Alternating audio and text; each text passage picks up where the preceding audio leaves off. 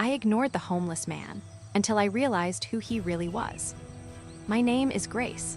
I'm 27 years old, and I live in a small room above a used bookstore on the edge of the city. I don't have much. I work mornings at a coffee shop and a few evenings at a grocery store. My life is simple, some might say boring, but I like it that way. Quiet, steady. Wake up, make tea, read my Bible, walk to work. Most days feel the same, but something happened that changed everything. Something I still think about almost every day. This story isn't just about a homeless man, it's about me, how blind I was, how full of myself I had become, and how God used someone I ignored to wake up my faith again. Let me tell you what happened. There's this man who always sat near the corner by the coffee shop. I passed him almost every day for over a year. He looked rough, old coat, tangled gray beard, eyes that never seemed to look up. He sat quietly with a shopping cart full of bags and blankets. Sometimes he mumbled to himself. Sometimes he just stared straight ahead. I never once stopped to talk to him, and honestly, I didn't even think much about it. At first, I told myself things like, I'm just a girl walking to work, what can I do? Or maybe he's dangerous, better to keep walking. Then later, it became habit. I'd cross the street early, put my headphones in, or pretend to check my phone when I passed. I didn't hate him. I didn't wish him harm. I just didn't want to be bothered. I didn't want to feel uncomfortable. I didn't want to feel guilty, so I pretended he wasn't there. Looking back now, that hurts more than anything, how easy it was to pretend. Then one freezing morning in January, everything changed. It was early, around 6 a.m., still dark. I had bundled up in 2 coats, scarf, gloves, the whole thing. As I turned the corner near the shop, I saw him there, same spot as always, but something was different. He wasn't sitting up. He was slumped sideways against the wall, barely moving. His hands were red and raw, his face looked pale, and worst of all, he wasn't bundled up. Just one thin coat and a blanket wrapped around his legs. I froze. My heart started racing.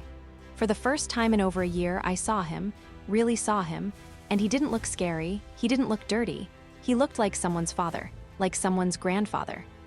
He looked like someone Jesus would stop for. I didn't know what to do, but someone nudged my heart, don't keep walking, so I stepped closer. Sir, I said gently, are you okay? He didn't answer right away. Just slowly opened his eyes. I'm cold, he whispered. I knelt down beside him. Can I get you something warm? He nodded just once.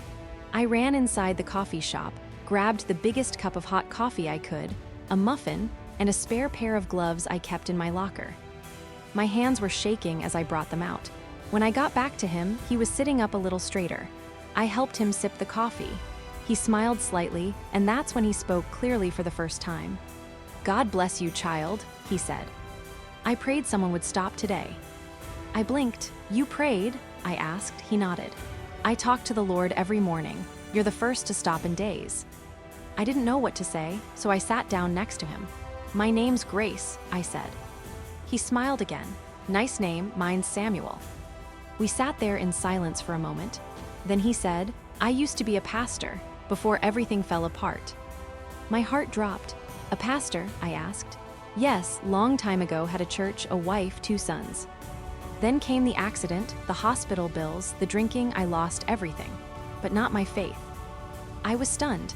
Here I had been walking past this man for over a year, thinking I had nothing to learn from him. But he had lived through more than I could imagine, and he still prayed, still believed, still had hope. That day, I stayed with him for almost an hour. We talked about scripture, about his life, about mine. He even quoted verses from memory, Psalm 91, Romans 8, James 1. And then he said something I'll never forget. People don't look me in the eyes anymore, but God still does. I felt tears burn in my eyes. That one sentence broke something in me. I had spent so long trying to be a good Christian, reading my Bible, going to church, praying. But I had missed what was right in front of me. I had missed compassion. I had missed Jesus in disguise. After that, I couldn't go back to pretending. Every day after that morning, I brought him something, breakfast, socks, warm soup, a book. But more than things, I brought time. I listened. I learned. And the more I listened to Samuel, the more I saw how rich he was in faith, richer than I had ever been. He once told me, Sometimes, God lets you lose everything so you can find him again.